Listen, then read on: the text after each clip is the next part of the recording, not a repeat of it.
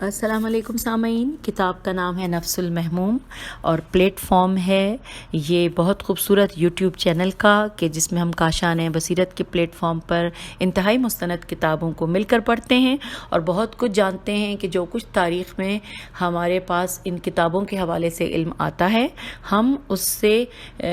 وہ کچھ علم سیکھ رہے ہیں کہ جو شاید ہم نے اس سے پہلے کبھی نہیں سیکھا تھا۔ آئیے کتاب نفس المحموم کے پیج نمبر 465 اس سے ہم اس آڈیو کا آغاز کرتے ہیں، آڈیو نمبر 50۔ اور آپ کو جیسے میں نے پچھلی آڈیو میں بتایا تھا کہ بہت ہی انٹرسٹنگ ٹاپک کو ہم اس میں پڑھیں گے، اور آئیے آغاز کرتے ہیں کہ اس کی ہیڈنگ ہے مختار کا کوفے میں آنا۔ شیعہ مختار کو برا بھلا کہتے تھے اور اسے عیب لگاتے تھے اس چیز کی بنا پر جو امام حسن بن علی علیہ السلام کے معاملے میں اس سے ہوئی تھی، جب آپ کو مقام صابات میں چھرا مارا گیا تھا اور مدائن سے قصر ابیض میں اٹھا لے گئے، یہاں تک کہ حسین علیہ السلام کا زمانہ آیا اور امام حسین علیہ السلام نے جناب مسلم بن عقیل کو کوفہ بھیجا، اور مختار اس وقت اپنی ایک بستی پہلے سے طے شدہ وقت سے نہیں تھا، جیسا کہ گزر چکا ہے کہ پس مختار اپنے موالی اور غلاموں میں آیا اور مغرب کے بعد باب القیل تک پہنچا، اور عبید اللہ بن زیاد نے عمرو بن حریث کو مسجد میں بٹھایا ہوا تھا اور اس کے ساتھ جھنڈا تھا۔ پس مختار وہاں رک گیا، نہیں جانتا تھا کہ کیا کرے، تو عمرو کو اس کی خبر ملی تو اس نے اسے بلایا اور اسے امان دی، تو مختار اس کے پاس حاضر ہوا۔ جب صبح ہوئی تو عمارہ بن ولید بن عقبہ نے مختار کا معاملہ عبداللہ سے ذکر کیا، تو اس نے مختار کو بھی حاضر کیا ان لوگوں میں سے کہ جو اس کے دربار میں حاضر ہوئے، اور اس سے کہا کہ تم آئے تھے گروہ لے کر تاکہ ابن عقیل کی مدد کرو، تو مختار نے کہا میں نے ایسا نہیں کیا، لیکن میں تو آیا اور عمرو کے جھنڈے تلے اترا، اور عمرو نے بھی اس کی گواہی دی۔ پس اس لعین نے مختار کے چہرے پر چھڑی ماری کہ جس سے اس کی آنکھ کی پلک الٹ گئی، اور کہا کہ اگر عمرو کی شہادت نہ ہوتی تو میں تجھے قتل کر دیتا، پھر اسے قید کر دیا یہاں تک کہ امام حسین علیہ السلام شہید ہو گئے۔ اس کے بعد مختار نے کسی کو عبداللہ بن عمر بن خطاب کے پاس بھیجا اور اس سے اپنے بارے میں سفارش کرنے کا سوال کیا، اور ابن عمر نے مختار کی بہن صفیہ بنت ابو عبید سے شادی کی ہوئی تھی۔ پس ابن عمر نے یزید کو خط لکھا، پیج نمبر 466 پہ ہم آ گئے ہیں، جس میں مختار کی سفارش کی۔ پس یزید نے ابن زیاد کو پیغام بھیجا جس میں مختار کو چھوڑ دینے کا حکم تھا۔ پس اس نے مختار کو چھوڑ دیا اور حکم دیا کہ وہ کوفے میں 3 دن سے زیادہ قیام نہیں کر سکتا۔ پس مختار حجاز کی طرف نکل گیا۔ پس اس نے ابن العرق واقعے کے بعد ملا اور اس پر سلام کیا اور اس کی آنکھ کے بارے میں پوچھا، تو مختار نے کہا زانیہ کے بیٹے نے چھڑی زور سے ماری ہے، پس اس طرح ہو گئی ہے جیسے تم دیکھ رہے ہو۔ اس کے بعد کہا خدا مجھے قتل کرے اگر میں نے اس کے پودوں اور اعضاء و جوارے کے ٹکڑے ٹکڑے نہ کیے۔ پھر مختار نے اس سے ابن زبیر کے بارے میں سوال کیا، تو اس نے کہا کہ اس نے بیت الحرام میں پناہ لے رکھی ہے اور وہ پوشیدہ طور پر بیعت لیتا ہے، اگر اس کی شوکت و طاقت زیادہ ہو گئی اور اسے کثیر تعداد میں آدمی مل گئے تو وہ اپنی بیعت بظاہر لے گا۔ تو مختار نے کہا وہ اس وقت دنیا کے عرب کا مرد ہے، اگر وہ میری رائے کی پیروی کرے تو میں لوگوں کے معاملے کی کفایت کروں گا۔ فتنہ و فساد کی کڑا کو چمک شروع ہو گئی اور گویا وہ پھوٹ چکا ہے۔ پس جب کسی جگہ سنو کہ میں نے مسلمانوں کی ایک جماعت کے ساتھ ظہور کیا ہے اور میں شہید مظلوم جو مقتول طویفے اور سید المسلمین اور سید المرسلین کے نواسے حسین علی بن علی کے خون کا میں نے مطالبہ کیا ہے، تو خدا کی قسم تو میں آپ کے قتل کے بدلے اتنے افراد قتل کروں گا کہ جتنے حضرت یحییٰ بن زکریا کے خون پر قتل ہوئے تھے۔ اس کے بعد مختار چلا گیا اور ابن العرق اس کی بات پر تعجب کرتا رہا۔ ابن العرق کہتا ہے الف لام عین ر قاف کہتا ہے کہ خدا کی قسم میں نے وہ آنکھوں سے دیکھا جو مختار نے ذکر کیا تھا، اور میں نے اسے حجاج بن یوسف کے سامنے بیان کیا تو وہ ہنسا اور کہا کیا کہنا مختار کا کیسا دیندار، جنگ کو بھڑکانے والا اور دشمنوں کو مارنے والا شخص تھا۔ پھر مختار ابن زبیر کے پاس آیا تو ابن زبیر نے اس سے اپنا معاملہ چھپایا، پس وہ اس سے الگ ہو گیا اور 1 سال تک اس سے غائب رہا۔ پھر اس کے بارے میں ابن زبیر نے سوال کیا تو اس سے کہا گیا کہ وہ طائف میں ہے، اور یہ کہ وہ گمان کرتا ہے کہ وہ صاحب غضب اور جباروں کو چلانے والا ہے۔ اس کو کیا ہو گیا ہے، خدا اس کو قتل کرے۔ اس نے کسی چھوٹے کا کاہن نما کی پیروی کی ہے۔ اگر خدا نے جباروں کو ہلاک کیا تو ان میں سے پہلا مختار ہوگا۔ وہ یہی بات کر رہا تھا کہ مختار مسجد میں داخل ہوا، پس طواف کر کے 2 رکعت نماز پڑھی اور بیٹھ گیا، اور اس کی جان پہچان والے آ کر اس سے باتیں کرنے لگے، لیکن وہ ابن زبیر کے پاس نہ آیا۔ پس ابن زبیر نے اس پر عباس بن ستحلسین ہیلام ابن معرکہ مقرر کیا۔ پس وہ اس کے پاس آیا اور اس کے حالات پوچھے۔ اس کے بعد اس نے کہا، آپ جیسا انسان اس سے غائب رہے کہ جس پر اشراف قریش، انصار اور ثقیف کا اجتماع اکٹھا ہو چکا ہے، اور کوئی قبیلہ نہیں بچا مگر یہ کہ اس کا زعیم و رئیس اس کے پاس آیا ہے۔ پیج نمبر 467 پہ ہم آ گئے۔ پس آپ بھی اس شخص کی بیعت کر لیں۔ تو مختار نے کہا، میں پچھلے سال اس کے پاس آیا تھا اور اس نے اپنی خبر مجھ سے چھپائی۔ جب اس نے مجھ سے استغنا اور لاپرواہی دکھائی تو میں نے بھی چاہا کہ میں اسے دکھاؤں کہ میں بھی اس سے مستغنا ہوں۔ پس عباس نے اس سے کہا، آج رات اس سے ملو اور میں بھی آپ کے ساتھ ہوں گا۔ پس مختار نے اسے قبول کر لیا۔ پھر نماز عشاء کے بعد ابن زبیر کے پاس آیا۔ پس مختار نے کہا کہ میں تمہاری بیعت کرتا ہوں اس شرط پر کہ کسی معاملے کا فیصلہ میرے بغیر نہیں کرو گے، اور یہ کہ میں سب سے پہلا شخص ہوں گا جو تیری سلطنت میں دخیل ہوں گا، اور جب تجھے غلبہ حاصل ہو گیا تو اپنے افضل و برتر عمل پر مجھ سے اعانت طلب کرو گے۔ تو ابن زبیر نے کہا، کتاب اللہ اور سنت رسول پر میں تجھ سے بیعت لوں گا۔ تو اس نے کہا کہ میرا بدترین غلام بھی اس پر تیری بیعت کرے گا۔ خدا کی قسم میں تیری بیعت بھی نہیں کروں گا مگر اسی شرط پر۔ پس اس کی بیعت کی اور اس کے ساتھ رہا، اور اس کے ساتھ حسین یعنی ہے سواد یہ نون بن غمیر غین میم یہ والی جنگ میں حاضر ہوا، اور اچھی آزمائش و امتحان میں نکلا، اور بے جگری سے جنگ کی، اور اہل شام پر سب سے زیادہ سخت تھا۔ جب یزید بن معاویہ مر گیا اور اہل عراق نے ابن زبیر کی اطاعت کر لی تو مختار اس کے پاس 5 مہینے تک رہا۔ جب دیکھا کہ ابن زبیر اسے کہیں حاکم مقرر نہیں کرتا تو کوفے سے جو شخص بھی آتا تو مختار اس سے لوگوں کے حالات پوچھتا۔ پس اسے ہانی بن حبا ودائی نے اسے بتایا کہ اہل کوفہ ابن زبیر کی اطاعت کی طرف ہانکے گئے ہیں، مگر یہ کہ لوگوں کا ایک گروہ ایسا ہے کہ جو باقی اہل کوفہ کی تعداد میں ہے۔ اگر کوئی شخص انہیں ان کی رائے جمع کرے تو وہ 1 مدت تک زمین کو کھا سکتا ہے۔ تو مختار نے کہا کہ میں ابو اسحاق ہوں، میں خدا کی قسم ان کے لیے ہوں کہ انہیں حق پر جمع کروں، اور ان کے ذریعے باطل کے شاہ سواروں کا سامنا کروں گا، اور ان کے ذریعے ہر جبار عنید عین نون یہ دال کو ہلاک کروں گا۔ اس کے بعد اپنی سواری پر سوار ہو کر کوفے کی طرف گیا۔ پس جمعے کے دن ہیرا ہے یہ ریح کی نہر پر پہنچا، پس غسل کیا اور اپنے کپڑے پہنے، پھر سوار ہوا اور مسجد سکون قبیلہ اور کندہ کے قبرستان سے گزرا۔ کسی مجلس سے نہیں گزرتا تھا مگر یہ کہ ان پر سلام کرتا اور کہتا کہ تمہیں نصرت و کامیابی کی بشارت ہو، تمہارے پاس وہ کچھ آیا ہے جسے تم پسند کرتے ہو۔ پس نبی بدعا کے نزدیک سے گزرا تو عبید اللہ بن عمرو بدعی بے دال اور حمزہ چھوٹی ہے کو ملا، جو قبیلہ کندہ سے اس پر سلام کیا اور اس سے کہا کہ نصرت و کامیابی کی بشارت ہو تو ابو عمرو ہے، تو ابو عمرو ہے اور اچھی رائے پر ہے کہ جس کے ہوتے ہوئے خدا ہرگز کسی گناہ گار کو نہیں چھوڑے گا، بس یہ کہ تجھے بخش دے گا، اور نہ ہی کسی برائی مگر یہ کہ اس کی پردہ پوشی کرے گا۔ اور عبیدہ بہت بڑا بہادر اور بہت بڑا شاعر اور تشیع اور محبت علی میں بہت زیادہ شدید تھا، لیکن وہ شراب سے صبر نہیں کر سکتا تھا۔ بس اس نے کہا، خدا تمہیں بشارت دے تو کیا آپ ہمارے دکھ درد پر کراہتے ہیں؟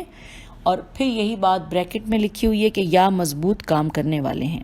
بریکٹ کلوز ہو گیا ہے۔ اس نے کہا ہاں آج رات مجھے ملو۔ پھر بنی ہند کے قریب گزرا اور اسماعیل بن کثیر سے ملاقات کی اور اس سے کہا کہ آج رات تم اور تمہارے بھائی، یہ ہم آگئے ہیں پیج 468 پر، تم اور تمہارے بھائی مجھ سے ملاقات کرو، میں تمہارے پاس وہ کچھ لایا ہوں کہ جسے تم دولت رکھتے ہو۔ اور قبیلہ ہمدان کے ایک حلقے سے گزرا تو اس نے کہا میں تمہارے پاس وہ کچھ لایا ہوں جو تمہیں خوش کرے گا۔ پھر مسجد میں آیا اور لوگوں نے اس کی طرف جھانک جھانک کر دیکھا، پس ستون کے پاس کھڑے ہو کر نماز پڑھنا شروع کی، یہاں تک کہ جب نماز کی اقامت کہی گئی تو مختار نے لوگوں کو نماز پڑھائی، پھر جمعہ اور عصر کے درمیان نماز پڑھتا رہا۔ اس کے بعد اپنے گھر واپس گیا اور شیعہ اس کے پاس آنے جانے لگے، اور اسماعیل بن کثیر اور اس کا بھائی اور عبید بن عمرو اس کے پاس آئے تو مختار نے ان سے سوالات کیے تو انہوں نے سلیمان بن سرد سوادر دال کی خبر دی اور وہ ممبر پر گیا، پس اللہ کی حمد و ثنا کی، پھر کہا کہ مہدی بن وسیع نے مجھے تمہاری طرف امین، وزیر، بزرگ اور امیر بنا کر بھیجا ہے اور مجھے حکم دیا ہے کہ ملحدین کے قتل کرنے اور اپنے اہل بیت کے خون کا مطالبہ کرنے اور خلفاء اور کمزور لوگوں سے دفاع اور ان کی حمایت کرنے پس تم مخلوق خدا میں سے پہلے قبول کرنے اور لبیک کہنے والے بنو۔ پس لوگوں نے اس کے ہاتھ پر ہاتھ مار کر اس کی بیعت کر لی اور شیعوں کے قاصد بھیجے کہ جو سلیمان بن سرد سوادر دال کے ہاں جمع تھے اور ان سے بھی اس قسم کی گفتگو کی اور ان سے کہا کہ سلیمان جنگی بصیرت نہیں رکھتے اور نہ ہی انہیں معاملات کا تجربہ ہے، تو وہ چاہتے ہیں کہ تمہیں نکال لے جائیں اور اپنے آپ کو قتل کر دے، لیکن میں اس مثال اور تصویر کے مطابق عمل کروں گا جو مجھے دی گئی ہے اور اس امر کے موافق کہ جو تمہارے ولی اور مولا کی طرف سے بیان کیا گیا ہے، اور میں تمہارے دشمن کو قتل کروں گا اور تمہارے سینوں کو شفا بخشوں گا، پس میری بات سنو اور میرے حکم کی اطاعت کرو۔ پھر وہ لوگ منتشر ہو گئے۔ پس مسلسل یہی اور اس قسم کی گفتگو کرتا رہا، یہاں تک کہ شیعوں کا ایک اور گروہ مائل کر لیا اور اس کے پاس آنے جانے اور اس کی تعظیم و تکریم کرنے لگے، لیکن عظماء اور بزرگان شیعہ سلیمان کے ساتھ تھے جو کسی کو ان کے برابر نہیں سمجھتے تھے اور تمام مخلوق میں سے زیادہ بوجھ انہی کا تھا۔ یہ پھر میں ہجے کرتی ہوں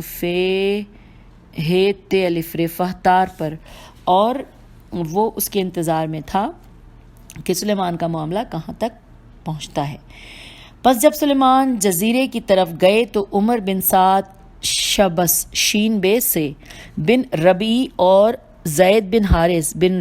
رویم ریواو یہ میم رویم نے عبداللہ بن یزید ختمی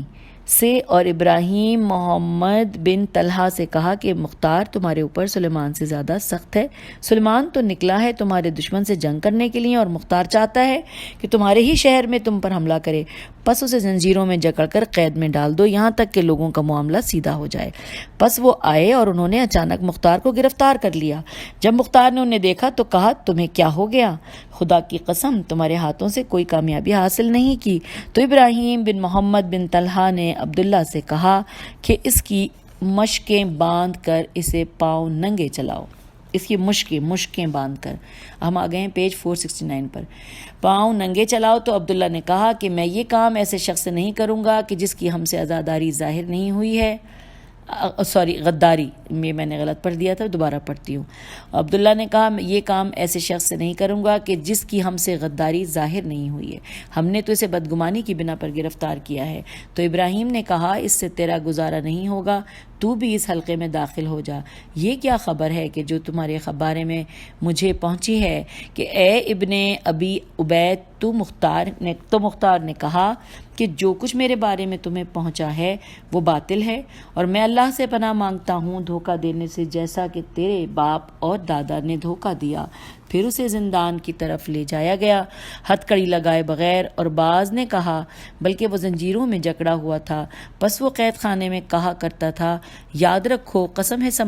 سمندروں، کھجوروں اور درختوں، بادلوں، چٹیل میدانوں، ملائکہ ابرار اور منتخب اور چنے ہوئے اچھے لوگوں کی، کہ میں ضرور ہر جبار کو قتل کروں گا، ہر لچکدار نیزہ اور کاٹنے والی ہندی تلوار کی انصار کے گروہوں کے ذریعے جو اچانک ڈھانپ لینے اور شرار اور برے لوگوں کو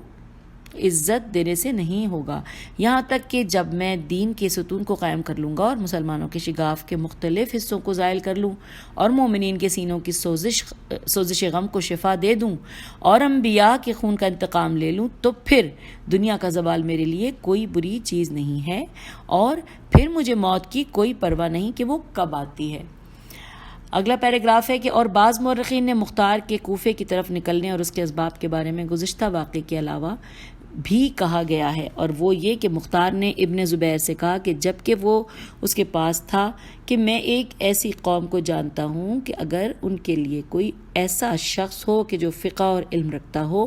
اس چیز کا یہ کہ جسے بجا لاتا یا چھوڑتا ہے، تو وہ ان میں سے تمہارے لیے ایک ایسا لشکر نکال سکتا ہے جس کے ساتھ تم اہل شام سے جنگ کر سکو۔ ابن زبیر نے کہا کہ وہ کون ہے؟ مختار نے کہا کوفے میں حضرت علی علیہ السلام کے شیعہ۔ تو ابن زبیر نے کہ وہ مرد تم ہو جاؤ۔ پس مختار کو اس نے کوفہ بھیجا، پس وہ کوفے کے ایک گوشے میں اترا اور وہ حسین علیہ السلام پر روتا اور ان کے مصائب کا ذکر کرتا تھا، یہاں تک کہ شیعہ اسے ملے اور اس سے محبت کرنے لگے اور اسے شہر کوفے کے وسط میں منتقل کیا، اور ان میں سے بہت سے لوگ مختار کے پاس آ گئے، اور جب اس کا معاملہ قوت پکڑ گیا تو وہ ابن متی کی طرف چلا۔ سامعین، یہاں پر یہ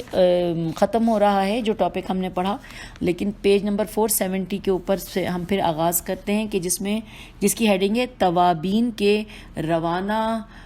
ہونے اور شہید ہونے کا ذکر۔ آئیے یہ بھی پڑھتے ہیں۔ جب سلیمان بن سرد خزائی نے سن 65 میں خروج کا ارادہ کیا تو اپنے اصحاب کے رؤسا کو بلا بھیجا، اور وہ ان کے پاس آئے۔ جب ربیع ثانی کا چاند نظر آیا تو وہ اپنے اصحاب کے رؤسا کے ساتھ نکلے، اور انہوں نے ایک دوسرے سے اسی رات خروج کرنے کا معاہدہ کر رکھا تھا۔ پس جب سلیمان نخیلہ میں آئے تو لوگوں میں چکر لگایا تو ان کی تعداد کوئی اچھی نہ لگی۔ پس حکیم بن منقذ کندی اور ولید بن اسیر کنانی کو بھیجا، اور انہوں نے کوفے میں منادی کی کہ اے خون حسین علیہ السلام کا بدلہ لینے والے، اور یہ لوگ دونوں پہلے اشخاص تھے اللہ کی مخلوق میں سے کہ جنہوں نے ابھی عربی ہے جس کی اردو میں پڑھی ہوں کہ اے خون حسین کا بدلہ لینے والے کی آواز بلند کی۔ تو یہ ہم نے پہلا پیراگراف پڑھا۔ جب صبح کی تو ان کے پاس اتنے افراد آئے جتنے پہلے ان کے لشکر میں تھے۔ پھر سلیمان نے اپنے دفتر کو دیکھا تو اس میں 16,000 افراد پائے جو ان کی بیعت کر چکے تھے۔ تو سلیمان نے کہا سبحان اللہ، 16,000 افراد میں سے صرف 4,000 نے ہم سے وفا کی۔ تو ان سے کہا گیا کہ مختار لوگوں کو آپ کی مدد سے روک رہا ہے، اس کی 2,000 افراد نے پیروی کر لی ہے۔ تو انہوں نے کہا کہ پھر بھی 10,000 آدمی باقی ہیں، کیا یہ مومنین نہیں ہیں؟ کیا یہ اللہ کو عہود و مواثیق کو یاد نہیں کرتے؟ وہ 3 دن تک نخیلہ میں ٹھہرے رہے، جو لوگ ان میں سے پیچھے رہ گئے تھے ان کی طرف قاصد بھیجتے رہے، تو تقریباً 1,000 آدمی مزید ان کی طرف نکلے۔ تو مسیب بن نجیہ کھڑے ہوئے اور کہا خدا آپ پر رحم کرے، جسے مجبور کر کے ساتھ لے جایا جائے وہ آپ کو فائدہ نہیں پہنچائے گا، آپ کے ساتھ مل کر جنگ نہیں کرے گا، مگر وہ جسے نیت و قصد و ارادہ لے کر آئے، پس کسی کا انتظار نہ کیجیے اور اپنے کام میں جد و جہد سے کوشش کیجیے۔ تو سلیمان نے کہا آپ کی رائے اچھی اور درست ہے۔ پھر سلیمان اپنے اصحاب کے درمیان کھڑے ہوئے اور انہوں نے لوگ کھڑے ہوئے اور کہا اے لوگو، جو خارج ہوا ہے اس کا ارادہ اللہ کی ذات، اس کی رضا اور آخرت ہے، تو وہ ہم میں سے اور ہم اس سے ہیں۔ بس اس زندگی اور موت میں اللہ کی رحمت ہے، اور جو صرف دینا چاہتا ہے تو خدا کی قسم نہ کوئی مال فی آئے گا، یہ لکھا ہے پتہ نہیں، آئے گا کہ جسے ہم لیں گے، اور نہ ہی کوئی مال غنیمت کو جسے ہم تقسیم کریں، سوائے اللہ کی رضا کے، اور ہمارے ساتھ نہ سونا ہے، نہ چاندی، اور نہ کوئی مال و متاع ہے ہمارے پاس ہماری تلواروں کے علاوہ کہ جنہیں ہم نے اپنے کندھوں پر رکھا ہوا ہے، اور اتنے نہ زاد راہ کے کہ جو بقدر ضرورت ہے اور کچھ نہیں، لہٰذا جس کا مقصد یہ ہو وہ ہمارے ساتھ نہ آئے۔ تو ان کے ساتھیوں نے ہر طرف سے پکار کر کہا کہ ہم دنیا طلب نہیں کرتے اور نہ ہی اس کے لیے ہم نکلے ہیں، ہم تو توبہ کرنے اور رسول اللہ ہمارے نبی صلی اللہ علیہ وآلہ وسلم کے نواسے کے خون مطالبہ کرنے کے لیے نکلے ہیں۔ ہم پیج 471 پہ آ گئے ہیں سامعین۔ جب سلیمان نے چلنے کا ارادہ کیا تو عبداللہ بن سعد بن نفیل نے کہا کہ میری ایک رائے ہے، اگر درست ہوئی تو اللہ توفیق دینے والا ہے اور اگر درست نہیں تو میری طرف سے ہے۔ ہم نکلے ہیں خون حسین علیہ السلام کا مطالبہ کرنے، جبکہ آپ کے سارے قاتل کوفے میں ہیں کہ جن میں سے عمر سعد اور مختلف گھرانوں اور خاندانوں کے سردار ہیں، تو یہاں سے ہم کہاں جا رہے ہیں؟ اور جن سے انتقام و بدلہ لینا ہے انہیں چھوڑ رہے ہیں۔ تو اس کے سب ساتھیوں نے کہا رائے یہی ہے۔ تو سلیمان نے کہا لیکن میری یہ رائے نہیں ہے، کیونکہ جس نے آپ کو شہید کیا اور آپ کے لیے لشکر مرتب کر کے بھیجے اور کہا کہ آپ کے لیے کوئی امان نہیں جب تک کہ سر تسلیم خم نہ کریں اور ان میں میرا حکم جاری ہو، تو وہ فاسق بن فاسق عبید اللہ بن زیاد ہے، لہٰذا اس کی طرف چلو۔ اللہ کی برکت سے اگر تو خدا نے تمہیں اس پر غلبہ دیا تو ہم امید رکھتے ہیں کہ اس کے بعد کا معاملہ ہم پر اس سے آسان ہوگا، اور ہم امید رکھتے ہیں کہ تمہارے شہر والے بھی عافیت کے ساتھ تمہاری اطاعت و پیروی کریں گے۔ پس وہ دیکھیں گے کہ ہر وہ شخص جو خون حسین علیہ السلام میں شریک ہوا ہے اسے قتل کریں گے اور اس پر پردہ نہیں ڈالیں گے، اور اگر تم شہید ہو گئے تو تم نے ان سے جنگ کی کہ جو سزا کے مستحق تھے اور جن سے جنگ کرنا حلال تھا، اور جو کچھ اللہ کے پاس ہے وہ ابرار اور نیک لوگوں کے لیے بہتر ہو۔ میں اس کو پسند نہیں کرتا کہ تمہاری جد و جہد سزا کے مستحق اور وہ لوگ جن سے جنگ حلال ہے کے علاوہ کے لیے ہو، اور اگر تم نے اپنے شہر والوں سے جنگ کی تو کوئی شخص نہیں ہوگا مگر دیکھے گا کہ کسی نے اس کے بھائی یا باپ یا دوست کو قتل کیا ہے یا ایسا شخص ہے کہ جو اسے قتل کرنا چاہتا ہے، لہٰذا اللہ سے دعائے خیر کرتے ہوئے چل پڑو۔ اگلا پیراگراف ہے کہ اور عبداللہ بن یزید اور ابراہیم بن محمد بن طلحہ کو ابن سرد کے خروج کی خبر ملی تو وہ سلیمان کے پاس اشراف کوفہ کی ایک جماعت میں آئے، لیکن جو لوگ حسین علیہ السلام کے خون میں شریک تھے وہ سلیمان کے ڈر سے ان کے ساتھ نہ آئے، اور عمر سعد ان دونوں قصر العمارہ میں ان کے خوف سے رات گزارتا تھا۔ جب وہ دونوں سلیمان کے پاس آئے تو عبداللہ نے کہا مسلمان کا بھائی ہے، نہ اس سے خیانت کرتا ہے اور نہ اسے دھوکہ دیتا ہے، اور تم ہمارے بھائی، ہمارے شہر کے رہنے والے اور جنہیں خدا نے خلق کیا ہے، اس شہر میں تم سب سے زیادہ ہمیں محبوب ہو، لہٰذا اپنے نفسوں کے ذریعے ہمیں درد و تکلیف نہ پہنچاؤ اور ہماری جماعت سے نکل کر ہماری تعداد میں کمی نہ کرو، ہمارے ساتھ قیام کرو یہاں تک کہ ہم تیاری کر لیں۔ جب ہمارا دشمن ہماری طرف چلا تو ہم سب کے سب مل کر اس کی طرف نکل کر اس سے جنگ کریں گے، اور سلیمان اور ان کے ساتھیوں کے لیے فرات کے کنارے کا خروج و محصول قرار دیا، اور اگر وہ قیام کریں، اور ابراہیم بن محمد نے بھی اسی قسم کی گفتگو کی۔ تو یوں سامعین اب ہم پہنچ گئے ہیں پیج نمبر 472 پر۔ اچھا جی، تو ہم نے پہلے کیا پڑھا تھا کہ کنارے خروج و محصول قرار دیا، اور اگر وہ قیام کریں، اور ابراہیم بن محمد نے بھی اسی قسم کی گفتگو کی۔ تو سلیمان نے ان دونوں سے کہا کہ آپ دونوں حضرات نے خالص نصیحت کی ہے اور مشورہ دینے میں پوری کوشش صرف کی ہے، پس ہم اللہ کے ساتھ اور اسی کے لیے ہیں، اور ہم اللہ سے سوال کرتے ہیں رشد و ہدایت کے قصد کرنے، اور ہماری رائے بس یہ ہے کہ ہم جائیں گے۔ تو عبداللہ نے کہا کہ تم ٹھہر جاؤ یہاں تک کہ ہم آمادہ اور تیار کریں تمہارے ساتھ ایک بہت بھاری لشکر، تاکہ تم دشمن کا سامنا بہت بڑی جماعت کے ساتھ کر سکو۔ اور انہیں خبر پہنچ چکی تھی عبید اللہ بن زیاد کے شام سے بہت سے لشکروں کے ساتھ آگے بڑھنے کی، لیکن سلیمان نہ رکے، اور جمعے کی شام جب کہ ربیع الثانی کی 5 راتیں باقی تھیں اور 65 ہجری 65 ہجری تھی، پس دارالاحواز میں جا پہنچے تو بہت سے لوگ ان سے پیچھے رہ گئے۔ تو سلیمان نے کہا کہ کتنا میرے لیے پسندیدہ بات ہے کہ وہ خود پیچھے رہ گئے، اور اگر وہ تم میں نکلتے تو وہ تباہی اور فساد کے علاوہ کسی چیز میں اضافہ نہ کرتے۔ خدا نے ان کے آنے کو ناپسند کیا ہے، لہٰذا انہیں روک دیا اور اس فضیلت کے ساتھ تمہیں مخصوص کیا ہے۔ پھر وہ چل پڑے اور قبر حسین علیہ السلام پر آن پہنچے۔ جب وہاں پہنچے تو انہوں نے ایک ہی چیخ ماری، پس اس دن سے زیادہ رونے والا کبھی نہ دیکھا گیا۔ پس انہوں نے آپ پر ترحم اور رحمت کی دعا کی اور آپ کے پاس ایک دن اور ایک رات روتے رہے اور تفرہ و زاری کرتے رہے اور آپ کے لیے، آپ کے اصحاب کے لیے نزول رحمت کی دعا کرتے رہے۔ اور آپ کی زری کے پاس ان کا قول یہ تھا، اب یہ عربی میں لکھا ہے، آئیے اس کی اردو پڑھتے ہیں، کہ صدیق بن صدیق سب سے زیادہ صدیق تصدیق کرنے والا پر رحمت نازل فرما، خدایا ہم گواہی دیتے ہیں کہ ہم انہی کے دین اور انہی کے راستے پر ہیں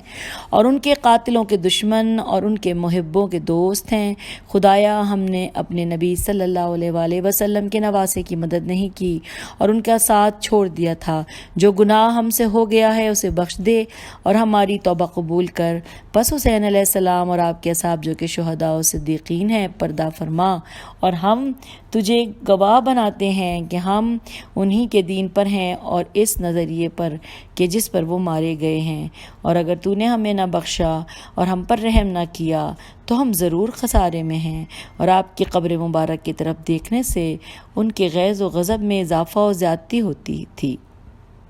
آئیے آگے پڑھتے ہیں کہ پھر وہ چلے بعد اس کے کہ شخص لوٹتا تھا ان کی زری کی طرف وداع کرنے والے کی طرح، پس آپ کی زری پر حجر اسود کے بوسہ لینے کے اژدہام سے بھی زیادہ ہجوم ہو گیا۔ پھر وہ شہر انبار عین کی طرف چلے گئے۔ ان کی طرف عبداللہ بن یزید نے اپنی طرف سے ایک خط لکھا۔ ہم آگئے ہیں پیج 473 پر۔ خط لکھا کہ اے ہماری قوم، اپنے دشمن کی اطاعت نہ کرنا، تم اپنے اہل میں سب سے زیادہ خیار اور عمدہ لوگ ہو۔ جب دشمن نے تمہیں مصیبت میں ڈالا اور شہید کر لیا تو سمجھے گا کہ تم اپنے شہر کے علاوہ اور بزرگ ہو، تو یہ چیز اسے تمہارے پیچھے رہنے والوں کے بارے میں طمع میں ڈالے گی۔ اور اے ہماری قوم، اگر وہ تم پر غالب آ گئے تو وہ تمہیں پتھروں سے سنگسار کریں گے یا تمہیں اپنے دین کی طرف پلٹانے کی کوشش کریں گے۔ اگر تم پلٹ گئے تو کبھی بھی فلاح اور کامیابی حاصل کرو گے۔ اے قوم، تمہارے اور ہمارے ساتھ ایک ہیں،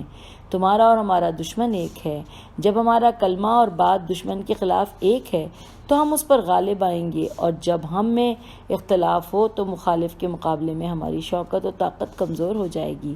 اے ہماری قوم، میری نصیحت کو دھوکہ اور فریب نہ سمجھنا اور میرے حکم کی مخالفت نہ کرنا،